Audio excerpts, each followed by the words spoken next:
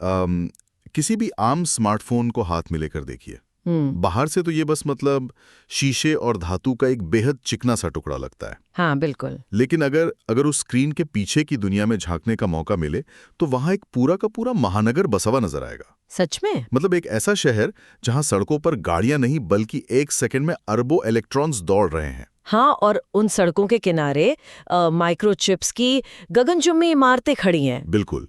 और हर एक चीज पूरी सटीकता के साथ एक दूसरे से बात कर रही है। ये सच में एक बेहद सटीक उपमा है। और इस पूरे डिजिटल महानगर की जमीन, इसका जो आधार होता है वो होता है प्रिंटेड सर्किट बोर्ड, जिसे हम पीसीबी कहते हैं। Exactly, PCB. तो आज की इस विस्तृत चर्चा का मिशन यही समझना है कि किसी डिजाइनर के दिमाग में आए एक कच्चे आइडिया को, एक सोच को असली और काम करने वाले पीसीबी में आखिर कैसे बदला जाता है। इस गहरी चर्चा के लिए हमारे पास जो स्रोत हैं उनमें ऑल्टियम डिजाइनर के कुछ बहुत ही बेहतरीन और विस्तृत ट्यूटोरियल्स शामिल हैं। हाँ, जो कि काफी इन डेप्थ हैं। बिल्कुल। इन ट्यूटोरियल्स में एक साधारण एलईडी चेजर सर्किट बनाने से लेकर एक एलडीओ पावर कन्वर्टर डिजाइन करना और यहां तक कि एक बेहद जटिल ESP32 कस्टम बोर्ड बनाने की पूरी प्रक्रिया को समझाया गया है। और इसके साथ ही हमारे पास एक आर्टिकल भी है। सही कहा। स्मार्ट इलेक्ट्रॉनिक्स के भविष्य पर एक बहुत ही अहम आर्टिकल भी हमारी इस चर्चा का हिस्सा है। तो ठीक है, चलिए इसे थोड़ा विस्तार से समझते हैं। अगर पीसीबी किसी भी इलेक्ट्रॉनिक डिवाइस के लिए एक डिजिटल शहर की तरह है, तो ऑल्टियम डिजाइनर जैसे सॉफ्टवेयर उस शहर को बसाने वाले मास्टर आर्किटेक्ट हैं। हाँ, और यहाँ जो बात सबसे हैरान करने वाली है वो ये है कि आज के समय में ये पूरी डिजाइन प्रोसेस कितनी एकीकृत यानी यूनिफाइड हो गई है। यूनिफाइड से आपका क्या मतलब है यहाँ? मतलब अगर हम कुछ दशक पीछे जाकर देखें तो एक सर्किट डिजाइन करने का मतलब था अलग अलग सॉफ्टवेयर टूल्स से जूझना। अच्छा। हाँ, मतलब किसी एक टूल में नक्शा बन रहा है, ओके, दूसरे में उसकी राउटिंग हो रही है और तीसरे में जाकर ये देखा जा रहा है कि वो 3D में कैसा दिखेगा। ओहो, वो तो बहुत थका देने वाला काम होगा। बिल्कुल, लेकिन अब तकनीक इतनी आगे बढ़ चुकी है कि ऑल्टियम डिजाइनर इस पूरी प्रक्रिया के हर एक हिस्से को एक ही जगह ले आता है। एक ही सॉफ्टवेयर? हाँ, एक यूनिफाइड डिजाइन एनवायरनमेंट में। देखिए, समय के साथ इलेक्ट्रॉनिक पुर्जे इतने छोटे और जटिल हो गए हैं कि अब इस तरह के एडवांस सॉफ्टवेयर के बिना उन्हें डिजाइन करना इंसान के बस की बात नहीं रह गई है। मैं तो यही कहूंगी। सही बात है। तो जाहिर सी बात है, एक शहर बसाने से पहले एक नक्शा चाहिए होता है। एक ऐसा ब्लूप्रिंट जो बताएगा कि कौन सी चीज कहाँ होगी। ऑल्टियम की दुनिया में इसे स्कीमेटिक कहा जाता है। बिल्कुल, स्कीमेटिक। और किसी भी नक्शे में सबसे जरूरी चीजें होती हैं उसके बिल्डिंग ब्लॉक्स, यानी हमारे इलेक्ट्रॉनिक कंपोनेंट्स। हमारे स्रोतों में ये देखकर बहुत मजा आया कि मैन्युफैक्चरर पार्ट सर्च नाम का टूल कैसे काम करता है। ओए हाँ, वो फीचर बहुत कमाल का है ना? डिजाइनर सीधे सॉफ्टवेयर के अंदर से ही DigiK या LSC जैसे दुनिया के सबसे बड़े सप्लायर्स के डेटाबेस में झांक सकता है। और सिर्फ झांक ही नहीं सकता, बल्कि वहां से पुर्जों को सीधे अपने नक्शे में जोड़ भी सकता है। अरे वाह! जैसे उदाहरण के लिए, अगर सर्किट में एक LDO रेगुलेटर की जरूरत है तो उसे सीधे इंपोर्ट किया जा सकता है। यहां मैं चाहूंगा कि हम थोड़ा रुकें और इस LDO रेगुलेटर को समझें। जरूर। क्योंकि जो लोग इलेक्ट्रॉनिक्स की गहराई में नहीं जाते उनके लिए एक भारी भरकम शब्द हो सकता है। असल में ये क्या करता है? इसे एक तरह का ट्रैफिक कंट्रोलर या बाउंसर समझ सकते हैं। बाउंसर? क्लब वाला बाउंसर? हाँ, कुछ वैसा ही। मान लीजिए एक बैटरी 5 वोल्ट की पावर दे रही है। ठीक है। लेकिन सर्किट में लगे एक छोटे से नाजुक सेंसर को सिर्फ 3.3 वोल्ट्स की जरूरत है। अच्छा, तो अगर उसे 5 वोल्ट्स मिल गए तो वो जल जाएगा, तुरंत खराब हो जाएगा। ओहो। हाँ, तो LDO रेगुलेटर, जिसका पूरा नाम लो ड्रॉप आउट रेगुलेटर है, ये सुनिश्चित करता है कि सेंसर को बिल्कुल सटीक 3.3 वोल्ट ही मिले। और बाकी की पावर का क्या होता है? बाकी की जो एक्स्ट्रा पावर है उसे वो गर्मी के रूप में, हीट के रूप में बाहर निकाल देता है। समझ गया। तो जब डिजाइनर इस LDO को डेटाबेस से खींचकर अपने नक्शे में लाता है तो सॉफ्टवेयर सिर्फ उसकी तस्वीर नहीं लाता। तो और क्या लाता है? वो उस पुर्जे से जुड़ी हर तकनीकी जानकारी ले आता है, जैसे उसका वोल्टेज, करंट सहने की क्षमता, सब कुछ अपने आप आ जाता है। हाँ, ये तो बहुत स्मार्ट है। लेकिन एक समस्या तब खड़ी होती है जब डिजाइनर को कोई ऐसा पुर्जा चाहिए जो डेटाबेस में मौजूद ही नहीं है। हाँ, ये अक्सर होता है। ट्यूटोरियल में एक बहुत ही दिलचस्प वाकया है जहां एक ESP32S3 मिनी मॉड्यूल के लिए सिंबल बनाया जा रहा था। वो 73 पिन्स वाला मॉड्यूल। बिल्कुल। अब जरा सोचिए, 73 पिन्स के नाम और नंबर एक एक करके मैन्युअली टाइप करना तो किसी बुरे सपने जैसा होगा। और बहुत बोरिंग भी। एकदम। और अगर टाइप करते हुए मान लीजिए पिन नंबर 42 और 43 आपस में बदल गए, तो पूरा का पूरा सर्किट काम ही नहीं करेगा। वही तो क्या डिजाइनर ने सच में एक एक करके इन्हें टाइप किया? बिल्कुल नहीं। और यहीं पर स्मार्ट इंजीनियरिंग का असली जादू दिखता है। अच्छा, कैसे? डिजाइनर ने सीधे उस कंपोनेंट की डेटा शीट से उन सभी 73 पिन्स के नामों को कॉपी किया ओके। और उसे माइक्रोसॉफ्ट एक्सेल में डाल दिया। एक्सेल में? सर्किट डिजाइन में एक्सेल का इस्तेमाल? हाँ, एक्सेल में थोड़े से बदलाव किए। जैसे अगर कई सारे ग्राउंड पिन्स हैं तो उन्हें ग्राउंड 1, ग्राउंड 2 नाम दे दिया ताकि सॉफ्टवेयर कंफ्यूज ना हो। स्मार्ट। और फिर उस पूरी लिस्ट को एक ही बार में ऑल्टियम के सिंबल विजर्ड में पेस्ट कर दिया। अरे वाह, बस कॉपी पेस्ट? हाँ, जो काम मैन्युअली करने में शायद घंटों लगते और गलतियों की पूरी गुंजाइश रहती, वो काम महज चंद सेकंड्स में, मतलब एक परफेक्ट सिंबल के रूप में स्क्रीन पर हाजिर हो गया। ये एक बेहतरीन उदाहरण है कि कैसे दो अलग-अलग सॉफ्टवेयर्स का एक साथ इस्तेमाल करके काम को आसान बनाया जा सकता है। बिल्कुल। इसके अलावा स्रोतों में स्नैपीडा या स्नैप मैजिक जैसी वेबसाइट्स का भी जिक्र है। हाँ, वो थर्ड पार्टी लाइब्रेरीज हैं जहां से डिजाइनर्स सीधे 3D मॉडल्स और फुटप्रिंट्स डाउनलोड कर सकते हैं। तो यहाँ बात सच में बहुत दिलचस्प हो जाती है।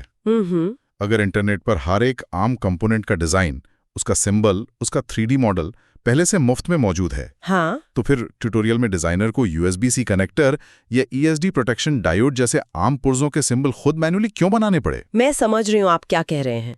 मतलब क्या ये समय की बर्बादी नहीं है? जब सब कुछ डाउनलोड किया जा सकता है तो पहिए को दोबारा क्यों बनाना? यहाँ एक बहुत जरूरी सवाल खड़ा होता है कि एक पेशेवर डिजाइन में स्थिरता यानी कंसिस्टेंसी आखिर कहाँ से आती है? स्थिरता से मतलब?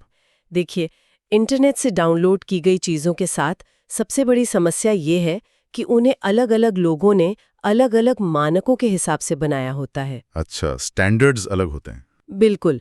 अगर अलग-अलग जगहों से सिंबल्स डाउनलोड करके नक्शा बनाया जाए, तो वो नक्शा ऐसा लगेगा जैसे अलग-अलग शहरों के टुकड़ों को बेतरतीब ढंग से जोड़ दिया गया हो। मतलब दिखने में अजीब लगेगा? दिखने में तो अजीब लगेगा ही, लेकिन तकनीकी रूप से सबसे बड़ी समस्या ग्रिड्स की आती है। ग्रिड्स, इसे हम कैसे समझ सकते हैं? इसे लेगो ब्लॉक्स की तरह सोचिए। लेगो? हाँ, लेगो के टुकड़े एक दूसरे में तभी फिट होते हैं जब उनके उभार और गड्ढे एक तय मानक पर बने हों।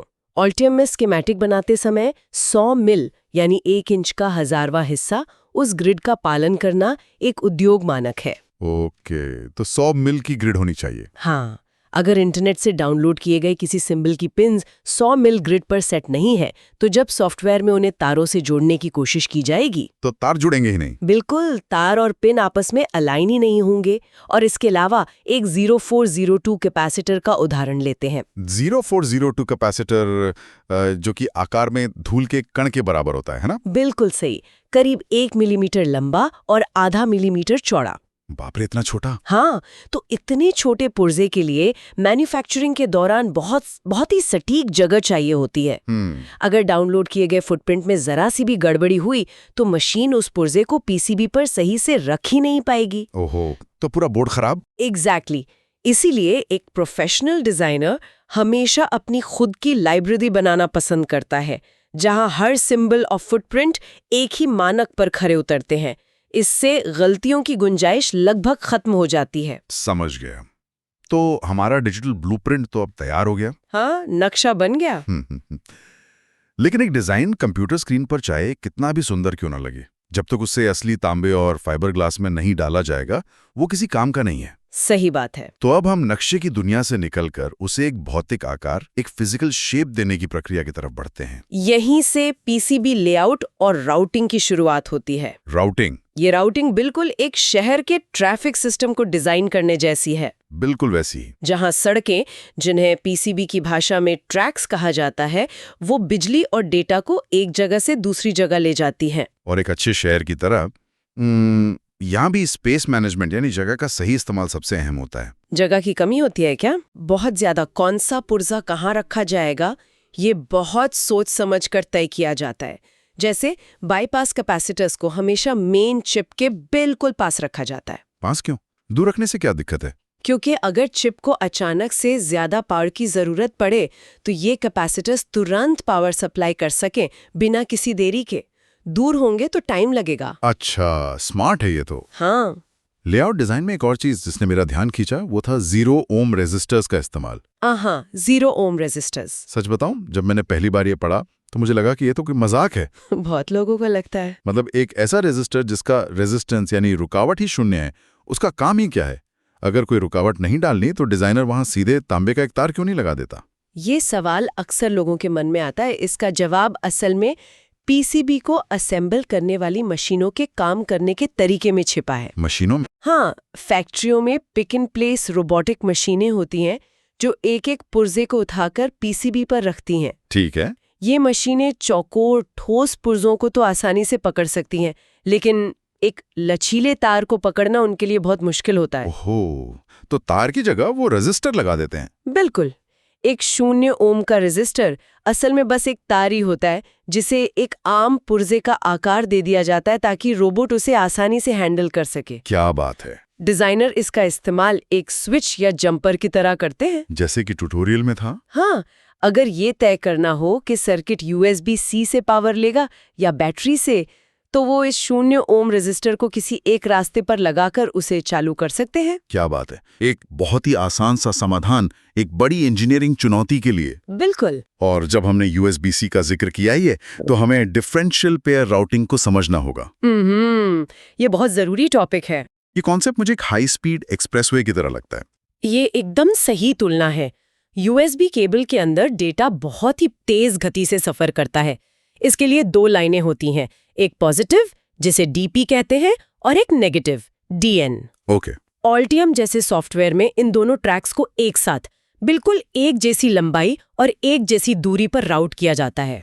लेकिन लंबाई का बिल्कुल एक जैसा होना इतना जरूरी क्यों है? अगर एक लाइन दूसरी से कुछ मिलीमीटर लंबी हो जाए तो क्या तूफान आ जाएगा? तूफान नहीं आएगा, लेकिन डेटा पूरी तरह से बर्बाद हो जाएगा, करप्ट हो जाएगा। अच्छा। देखिए, ये सिग्नल्स प्रकाश की गति के करीब सफर करते हैं। अगर एक ट्रैक थोड़ा सा भी लंबा हुआ तो उसका सिग्नल दूसरे सिग्नल के मुकाबले नैनो सेकंड के कुछ हिस्से की देरी से पहुंचेगा। Nano second? इतनी सी देरी से फर्क पड़ता है? बहुत बड़ा फर्क पड़ता है। जब रिसीवर चिप उन दोनों सिग्नल्स को मिलाकर पढ़ने की कोशिश करेगी तो उसे सिर्फ शोर मिलेगा, नॉइज, असली डेटा नहीं। ओहो, मतलब दोनों का साथ पहुंचना जरूरी है। एकदम। डिफरेंशियल पेयर का फायदा ये है कि अगर बाहर से कोई इलेक्ट्रोमैग्नेटिक रुकावट आती है तो वो दोनों लाइनों पर एक जैसा असर डालती है, जिससे चिप आसानी से घटाकर असली डेटा निकाल लेती है। तो ये हमारी एक्सप्रेसवे हो गई। लेकिन शहर में हमेशा सीधी सड़कें तो होती नहीं है। हाँ, मोड़ तो आते ही हैं। क्या होगा अगर हमारी एक्सप्रेसवे के रास्ते में कोई दूसरी सड़क आ जाए? डिजाइनर ट्रैक्स को एक दूसरे के ऊपर से तो नहीं ले जा सकता, वरना शॉर्ट सर्किट हो जाएगा। बिल्कुल नहीं ले जा सकता। यहीं पर वियास का काम शुरू होता है। वियास? VIAS? हाँ, आप इन्हें एलिवेटर्स या अंडरपास समझ सकते हैं। पीसीबी अक्सर कई परतों में, लेयर्स में होते हैं। ओके। व्यास असल में बोर्ड के आर पार किए गए छोटे छोटे छेद होते हैं जिनके अंदर तांबा भरा होता है। अच्छा, तो वो ऊपर से नीचे का रास्ता बना देते हैं। एग्जैक्टली। ये गाड़ियों को यानी सिग्नल्स को पीसीबी की ऊपरी परत से निचली परत तक सुरक्षित ले जाते हैं। और इस पूरे मल्टी लेवल डिजाइन को पावर देने और शोर से बचाने के लिए पॉलीगॉन पोर का इस्तेमाल होता है। पॉलीगॉन पोर? ये क्या होता है? ये पीसीबी के खाली हिस्सों को तांबे से भर देता है, जिससे एक मजबूत ग्राउंड प्लेन बन जाता है। ये ग्राउंड प्लेन सर्किट में पैदा होने वाले अनचाहे इलेक्ट्रॉनिक शोर को सोख लेता है। ये सब कंप्यूटर स्क्रीन पर 2D में समझना एक बात है, लेकिन ऑल्टियम का असली जादू तब दिखता है जब कीबोर्ड पर सिर्फ 3 दबाया जाता है। अरे हाँ, 3D व्यू। पलक झपकते ही पूरा का पूरा 2D लेआउट एक शानदार 3D मॉडल में बदल जाता है। डिजाइनर हर एक पुर्जे को उसकी असली ऊंचाई और आकार के साथ देख सकता है। बिल्कुल। Align face with board command का इस्तेमाल करके 3D मॉडल्स को पीसीबी पर बिल्कुल सटीक तरीके से बिठाया जा सकता है। अगर हम इसे एक बड़े परिप्रेक्ष्य से जोड़ें, जैसा कि हमारे स्रोतों में शामिल आर्टिकल में बताया गया है, ये 3D व्यू सिर्फ बोर्ड को स्क्रीन पर सुंदर दिखाने का कोई फीचर नहीं है। तो फिर क्या है? ये एक बहुत बड़ी और गंभीर इंजीनियरिंग जरूरत है। मान लीजिए कि एक स्मार्ट वॉच डिजाइन की जा रही है। Okay, smart watch. पीसीबी को उस घड़ी के एक बहुत ही छोटे और घुमावदार केस के अंदर फिट बैठना है। या फिर ऑटोमोटिव इंडस्ट्री को ले लीजिए। हाँ, कारों में जहां कार के डैशबोर्ड के अंदर बहुत ही सीमित जगह होती है। 3D विजुअलाइजेशन से ये सुनिश्चित किया जाता है कि कोई भी पुर्जा, जैसे कि कोई ऊंचा कैपेसिटर, डिवाइस की बाहरी बॉडी से न टकराए। अगर टकरा गया तो केस बंद ही नहीं होगा। बिल्कुल। ये फीचर असल दुनिया में प्रोटोटाइपिंग के भारी खर्चे और समय को बचाता है। तो हमारा डिजिटल शहर अब पूरी तरह से तैयार है। इमारतें खड़ी हैं, ट्रैफिक सिस्टम चालू है और अंडरपास भी बन गए हैं। लेकिन क्या इस शहर में किसी ने ट्रैफिक नियम तोड़े हैं? ये बहुत जरूरी सवाल है। इसे चेक किए बिना किसी भी डिजाइन को फैक्ट्री में तो नहीं भेजा जा सकता। कभी नहीं। यहीं पर डिजाइन रूल चेक यानी डीआरसी की एंट्री होती है। डिजाइन रूल चेक किसी भी पीसीबी डिजाइन का सबसे क्रिटिकल हिस्सा होता है। ये एक तरह का स्वचालित इंस्पेक्टर है जो गलतियां पकड़ता है। हाँ। जो देखता है कि डिजाइनर ने अनजाने में भौतिक विज्ञान या मैन्युफैक्चरिंग की सीमाएं तो नहीं लांघ दी। इसका सबसे बड़ा उदाहरण है क्लियरेंस कंस्ट्रेंट्स। क्लियरेंस मतलब दो चीजों के बीच की दूरी। एग्जैक्टली। मैन्युफैक्चरर पहले ही बता देता है कि दो ट्रैक्स के बीच कम से कम मान लीजिए 0.25 mm की दूरी होनी ही चाहिए। और ऐसा इसलिए है क्योंकि फैक्ट्री में पीसीबी बनाने की जो केमिकल प्रक्रिया होती है वो पूरी तरह से परफेक्ट नहीं होती। सही कहा? बिल्कुल सही। फैक्ट्री में फालतू तांबे को गलाने के लिए एसिड का इस्तेमाल होता है। अगर दो ट्रैक्स बहुत ज्यादा करीब होंगे तो एसिड उनके बीच के तांबे को पूरी तरह से हटा नहीं पाएगा। तो तांबा बच जाएगा। हाँ, और नतीजा ये होगा कि दोनों ट्रैक्स आपस में जुड़ जाएंगे और सर्किट चालू होते ही शॉर्ट सर्किट से जल जाएगा। बाप रे। इसीलिए डीआरसी ऐसी हर गलती को लाल निशान से हाईलाइट कर देता है। एक और बहुत ही मजेदार एरर जिसका जिक्र ट्यूटोरियल में था वो था सिल्क टू सोल्डर मास्क। हाँ, ये बहुत कॉमन है। सुनने में अजीब लगता है। पीसीबी पर पुर्जों के जो नाम सफेद रंग से छपे होते हैं जिसे हम सिल्क स्क्रीन कहते हैं, कई बार वो डिजाइनर की गलती से उस तांबे वाले हिस्से यानी पैड के ऊपर आ जाते हैं जहां पुर्जों को सोल्डर किया जाना है। और अगर सफेद स्याही तांबे पर आ गई तो सोल्डर चिपकेगा ही नहीं। वही तो डिजाइनर को सॉफ्टवेयर में उन नामों को खिसकाकर सुरक्षित जगह पर रखना होता है। और बोर्ड के कोनों को गोल करना भी तो होता है शिफ्ट और स्पेस बार दबाकर। हाँ, ताकि वो प्रोफेशनल लगे और तीखे कोने किसी को चुभे नहीं। तो इस सब का असल मतलब क्या है? मैं यहाँ एक अलग नजरिया रखना चाहूंगा। बताइए। डिजाइनर एक आर्टिस्ट की तरह होता है। मान सकते हैं। तो क्या ये इतने सारे कड़े नियम, ये क्लियरेंस की पाबंदियां, डीआरसी की चेतावनियां, क्या ये सब एक डिजाइनर की आजादी और क्रिएटिविटी को खत्म नहीं कर देते? अच्छा, मतलब अगर हर कदम पर एक नियम का पालन करना ही है तो फिर इस काम में इनोवेशन आखिर कहाँ बचा? ये एक बहुत ही गहराई वाला सवाल है। लेकिन सच तो ये है कि ये नियम क्रिएटिविटी की हत्या नहीं करते, बल्कि उसे वास्तविकता के धरातल पर उतारते हैं। वो कैसे? जरा सोचिए, एक डिजाइनर ने स्क्रीन पर दुनिया का सबसे सुंदर और जटिल सर्किट बना लिया। ठीक है। लेकिन जब वो फैक्ट्री में बनकर आया तो उसने काम ही नहीं किया। क्योंकि नियम नहीं माने? हाँ, क्योंकि फैक्ट्री में जो भारी भरकम मशीनें पीसीबी बनाती हैं वो इंसान की क्रिएटिविटी या भावनाओं को नहीं समझती। वे सिर्फ और सिर्फ सटीक डेटा पर काम करती हैं। ये भी है। जैसे ट्यूटोरियल में दिखाया गया है कि डिजाइनर पिन 1 को मार्क करने के लिए टेक्स्ट का साइज 6 मिल रखता है। 6 मिल क्यों? क्योंकि उसे पता है कि फैक्ट्री की मशीनें इससे छोटा टेक्स्ट प्रिंट ही नहीं कर सकती, वो फैल जाएगा। अच्छा, तो मशीन की लिमिटेशन है। बिल्कुल। अगर डीआरसी जैसे नियम न हो तो डिजाइनर का सबसे बेहतरीन और इनोवेटिव आइडिया भी असल दुनिया में महज एक शॉर्ट सर्किट होकर रह जाएगा। इनोवेशन का असली मतलब ही ये है कि वो असल दुनिया में काम करे। ये बात तो माननी पड़ेगी। और उस डिजाइन को सॉफ्टवेयर से निकालकर असल दुनिया की फैक्ट्री तक पहुंचाने के लिए कुछ खास फाइल्स भी बनानी पड़ती हैं। हाँ, मैन्युफैक्चरिंग आउटपुट्स। ट्यूटोरियल्स में गर्बर X2 फाइल्स और NC ड्रिल फाइल्स का जिक्र है। अब आम इंसान सोच सकता है कि पीसीबी का एक ही तो नक्शा है, तो इसके लिए अलग अलग फाइल्स क्यों चाहिए?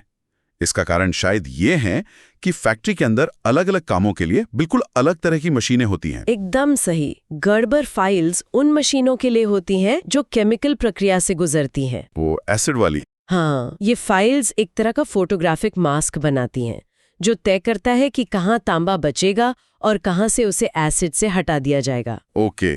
और ड्रिल फाइल्स? दूसरी तरफ NC ड्रिल फाइल्स उन भारी भरकम CNC मशीनों के लिए होती हैं जिन्हें सिर्फ ये जानना होता है कि बोर्ड में छेद यानी होल्स कहाँ और कितने बड़े करने हैं। एक मशीन केमिकल से खेल रही है, दूसरी मशीन तेज रफ्तार ड्रिल बिट से सुराख कर रही है। बिल्कुल, दोनों को अपनी अपनी भाषा में निर्देश चाहिए होते हैं। और सिर्फ खाली पीसीबी बना लेना ही आखिरी मंजिल तो नहीं है, उस पर पुर्जे भी तो लगाने। हाँ, असेंबली। इसके लिए बिल ऑफ मटेरियल्स यानी बॉम्ब तैयार किया जाता है, जो बहुत जरूरी है। माइक्रोसॉफ्ट एक्सेल की मदद से डिजाइनर एक पूरी लिस्ट बनाता है जिसमें हर एक पुर्जे का LCSC पार्ट नंबर मौजूद होता है। ये लिस्ट सीधे असेंबली फैक्ट्री को जाती है। इससे फैक्ट्री की मशीनों और इंसानों दोनों को बिल्कुल सटीक जानकारी मिल जाती है कि कौन सा पुर्जा किस डब्बे से उठाना है और उसे पीसीबी पर कहाँ लगाना है। पूरी की पूरी सप्लाई चेन और मैन्युफैक्चरिंग पाइपलाइन मतलब एक झटके में ऑटोमेट हो जाती है। बिल्कुल। इस पूरी चर्चा से ये बिल्कुल साफ हो जाता है कि ऑल्टियम डिजाइनर जैसे एडवांस्ड सॉफ्टवेयर ने किस तरह डिजाइन साइकिल की रफ्तार को कई गुना बढ़ा दिया है। बहुत ज्यादा। एक कच्चे आइडिया से लेकर फैक्ट्री की मैन्युफैक्चरिंग फाइल्स जनरेट करने तक का पूरा सफर अब एक ही जगह पर संभव है। और आज के दौर में ये रफ्तार कोई लग्जरी नहीं है, बल्कि सबसे बड़ी जरूरत है। हर दिन बाजार में नए, छोटे और ज्यादा स्मार्ट डिवाइस आ रहे हैं। सही बात है। और उनके पीछे यही तकनीक और यही टूल्स दिन रात काम कर रहे हैं। अपनी इस चर्चा को एक अंतिम मुकाम तक पहुंचाने से पहले स्रोत सामग्री के उस आर्टिकल की ओर वापस चलते हैं जिसमें स्मार्ट इलेक्ट्रॉनिक्स के भविष्य और ग्रीन डिजाइन का जिक्र किया गया है। ये बहुत इंटरेस्टिंग एंगल है। आज हमने देखा कि कैसे डिजाइन रूल सेट किए जाते हैं ताकि फैक्ट्री में तांबे और सिलिकॉन की बर्बादी न हो। सारी मेहनत इस बात पर है कि डिजाइन पहली बार में ही बिल्कुल सटीक बने। संसाधनों का सही और सटीक इस्तेमाल आज हर इंजीनियरिंग फील्ड की सबसे बड़ी प्राथमिकता है। बिल्कुल। लेकिन इसके पीछे एक बहुत बड़ा संकट भी छुपा है, ई-वेस्ट यानी इलेक्ट्रॉनिक कचरा। हाँ, आज जो पीसीबी हम डिजाइन कर रहे हैं वे पर्यावरण के लिए एक बहुत बड़ी चुनौती है। बहुत बड़ी। इन सर्किट बोर्ड्स में फाइबर ग्लास, तांबा और तरह तरह के टॉक्सिक केमिकल्स को एक साथ बेक करके और गोंद से चिपकाकर कई परतों में तैयार किया जाता है। हाँ। जब कोई डिवाइस खराब हो जाता है तो उसे आसानी से पिघलाकर अलग तो नहीं किया जा सकता। ये कचरा सदियों तक जमीन में पड़ा रहता है। ई वेस्ट का रिसाइकल होना बहुत मुश्किल और काफी महंगा काम है, क्योंकि जिन चीजों को इतनी मजबूती से जोड़ा गया है उन्हें वापस उनके मूल तत्वों में तोड़ना लगभग असंभव हो जाता है। तो यहाँ से एक बहुत ही क्रांतिकारी विचार जन्म लेता है। क्या? जरा सोचिए, जिस तेजी से आर्टिफिशियल इंटेलिजेंस और मशीन लर्निंग इस डिजाइन के क्षेत्र में कदम रख रहे हैं, क्या वो दिन दूर है जब सॉफ्टवेयर सिर्फ हमारे बनाए गए नियमों का पालन नहीं करेगा बल्कि खुद से नए मटेरियल्स और डिजाइन ईजाद करेगा? अरे वाह! ऐसे सर्किट बोर्ड्स जो 100% बायोडिग्रेडेबल हों। ये विज्ञान कथा मतलब साइफाई जैसा लग सकता है, लेकिन इस पर सच में रिसर्च शुरू हो चुकी है। सच में? हाँ, माइसीलियम यानी फंगस के जालों का इस्तेमाल करके सर्किट बोर्ड के बेस को बनाने पर काम हो रहा है। जरा इस तस्वीर की कल्पना कीजिए। भविष्य में हो सकता है कि हम सर्किट बोर्ड्स को भारी भरकम मशीनों वाली फैक्ट्रियों में केमिकल्स और एसिड्स के बीज बनाने के बजाय किसी लैब में बायोलॉजिकली उगाएंगे, मतलब ग्रोन। ये तो माइंड ब्लोइंग है। जैसे एक बीज से पेड़ उगता है, वैसे ही क्या हमारा डिजिटल शहर कार्बनिक रास्तों के जरिए अपने आप आकार लेगा? और जब उस डिवाइस की उम्र पूरी हो जाएगी तो उसे कचरे के ढेर में फेंकने के बजाय बस मिट्टी में दबा दिया जाएगा, जहां वो प्राकृतिक रूप से खाद बन जाएगा। इंजीनियरिंग और जीव विज्ञान का ये मिलन इलेक्ट्रॉनिक्स की दुनिया को हमेशा के लिए बदल कर रख देगा। तब डिजाइनर को सिर्फ तांबे और सिलिकॉन के नियम नहीं बल्कि प्रकृति के नियम भी समझने होंगे। ये एक ऐसा विचार है जो हमारे आज के डिजिटल शहरों के ब्लूप्रिंट से बहुत आगे की सोच है। बिल्कुल। क्या हम कभी उस स्तर की तकनीक तक पहुंच पाएंगे जहां हमारा कचरा ही हमारा सबसे बड़ा संसाधन बन जाए? समय ही बताएगा। ये सोचने वाली बात है और एक ऐसा सवाल है जिसका जवाब भविष्य की इंजीनियरिंग ही दे पाएगी। इसी गहरे और विचारोत्तेजक सवाल के साथ हम आज की ये विस्तृत चर्चा यहीं समाप्त करते हैं।